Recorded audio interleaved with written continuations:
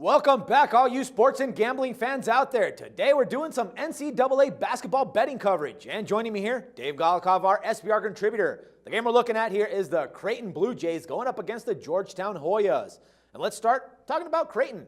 Now, they were able to snap a 3-game losing streak by beating DePaul 78-63 and pretty much look to keep their winning ways going. The deal is, their next rival doesn't seem that it's going to be very easy.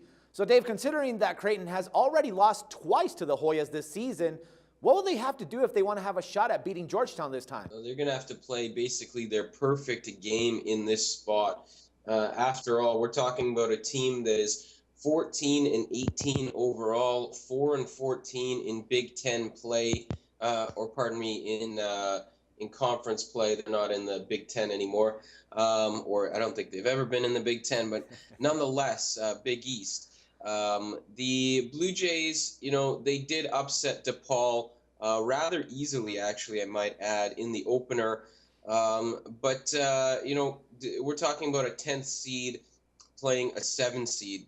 Anything can happen in those games, although Creighton, was definitely viewed as the lower team in terms of performance this season. They weren't expected to win that game.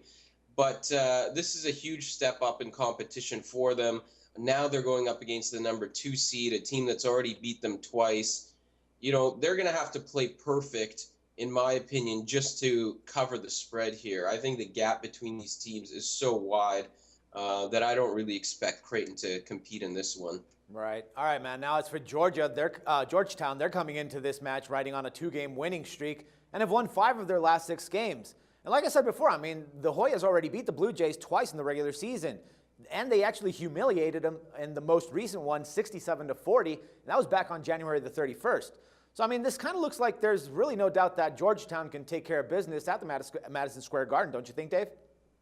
I do. The only thing you have to really be careful of in these conference tournaments is that, Georgetown is playing for seeding, of course, but they're pretty much into the they're pretty much into the NCAA tournament.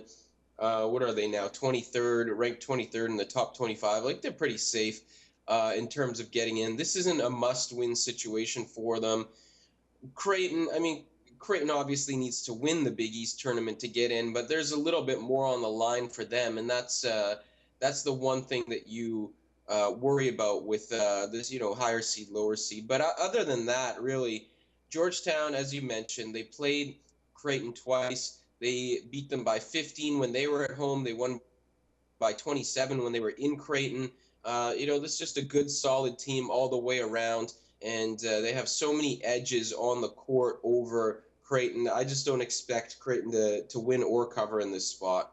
All right, now that you mentioned the covering part of this, some bookies in Vegas have started to open the line at -6.5 in favor of the Hoyas.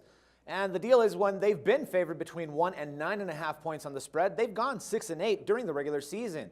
And they've also had a poor 11-14-1 against the spread record. So, do you think we should actually consider grabbing the 6.5 points in this case, or just, go ahead and lay them? No, I like Georgetown here. This is a team that's pretty efficient with their offensive sets. 3rd in the conference in field goal percentage. 3rd in points scored per 100 possessions. Points scored per possession. I was mixing it up with the NBA stat. And on defense, they're a pretty good team as well.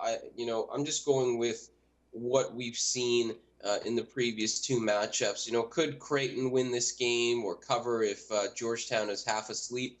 Yeah, it's possible, but I just don't handicap the game like that. Not in this spot. I think if anything, Georgetown's history against Creighton this season indicates that they should win and cover by a touchdown on a neutral site here. All right, man, good stuff. And I guess it would be 7 points in that case. That's what you're indicating by the touchdown reference? Yes, absolutely. Okay. All right, man. Good stuff, Dave. Hey, thanks a lot for all the insights and the pick here. We'll talk again tomorrow. Everyone else, don't forget to check back with us tomorrow for some more sports coverage and your free picks. Till then, for SBR Picks, this is Dax Floyd.